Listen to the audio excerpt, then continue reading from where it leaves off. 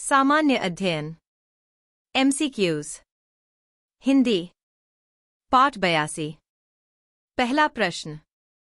एक कुछ शैलकृत बौद्ध गुफाओं को चैत्य कहते हैं जबकि अन्य को विहार। दोनों में क्या अंतर है? अ. विहार पूजा स्थल होता है जबकि चैत्य बौद्ध भिक्षुओं का निवास स्थान है। बी. चैत्य पूजा स्थल होता है जबकि विहार बौद्ध भिक्षुओं का निवास स्थान है। सी. चैत्य गुफा के दूर के सिरे पर स्तूप होता है जबकि विहार गुफा पर अक्षीय कक्ष होता है। डी. दोनों में कोई वस्तुपरक अंतर नहीं होता है। इस प्रश्न का उत्तर है बी। अगला प्रश्न। 2. निम्नलिखित में से कौन सा एक बौद्ध मत में निर्वाण की अवधारणा की सर्वश्रेष्ठ व्याख्या करता है? अ. तृष्णारूपी अग्नि का शमन। बी. स्वयं की पूर्णतः अस्तित्वहीनता। सी. परमानंद एवं विश्राम की स्थिति। डी. धारणातीत मानसिक। इस प्रश्न का उत्तर है सी। अगला प्रश्न। 3. भारत के संविधान के अनुसार निम्नलिखित में से कौन सा देश के शासन के लिए आधारभूत है?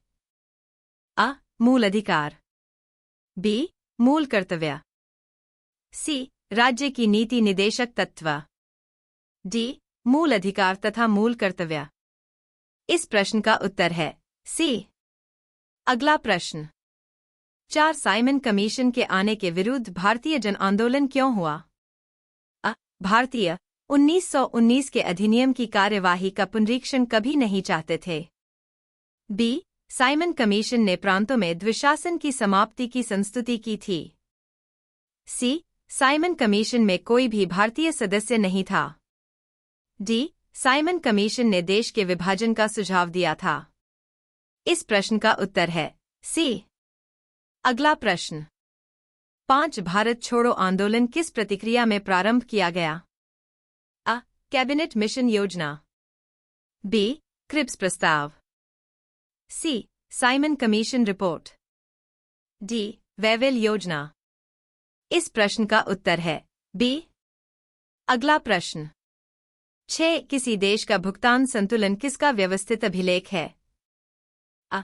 किसी निर्धारित समय के दौरान सामान्य एक वर्ष में किसी देश का समस्त आयात और निर्यात का लेन देन। बी. किसी वर्ष में एक देश द्वारा निर्यात की गई वस्तुएं। सी. एक देश की सरकार और दूसरे देश की सरकार के बीच आर्थिक लेन देन। डी. एक देश से दूसरे देश को पूंजी का संचलन। इस प्रश्न का उत्तर है अ। अगला प्रश्न। 7. निम्नलिखित में से कौन से मामलों में भारतीय रिजर्व बैंक वाणिज्यिक बैंकों को नियंत्रित करता है? 1. परिसंपत्तियों की तरलता। 2. शाखा विस्तार। 3. बैंकों का विलय। 4. बैंकों का समापन। नीचे दिए गए कूट का प्रयोग कर सही उत्तर चुनिए। अ. केवल 1 और 4। बी. केवल 2, 3 और 4। सी. केवल 1, 2 और 3। डी. 1, 2, 3 और 4। इस प्रश्न का उत्तर है डी। अगला प्रश्न। 8. बैंक दर में वृद्धि सामान्यतः इस बात का संकेत है कि अ. ब्याज की बाजार दर के गिरने की संभावना है। बी. केंद्रीय बैंक अब वाणिज्यिक बैंकों को कर्ज नहीं दे रहा है। सी. केंद्रीय बैंक सस्ती मुद्रा नीति का अनुसरण कर रहा है। डी. केंद्रीय बैंक महंगी मुद्रा नीति का अनुसरण कर रहा है। इस प्रश्न का उत्तर है डी। अगला प्रश्न।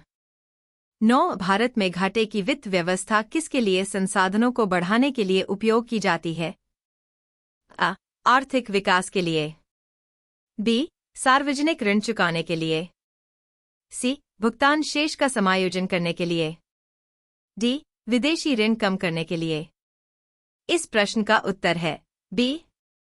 अगला प्रश्न। 10. निम्नलिखित में से कौन सा से लक्षण सिंधु सभ्यता के लोगों का सही चित्रण करता है? 1. उनके विशाल महल और मंदिर होते थे। 2. वे देवियों और देवताओं दोनों की पूजा करते थे। 3. वे युद्ध में घोड़ों द्वारा खींचे गए रथों का प्रयोग करते थे। नीचे दिए गए कूट का प्रयोग कर सही कथनों को चुनिए। अ. केवल 1 और 2। बी. केवल 2। सी. 1, 2 और 3। डी, उपर्युक्त कथनों में से कोई भी सही नहीं है। इस प्रश्न का उत्तर है बी,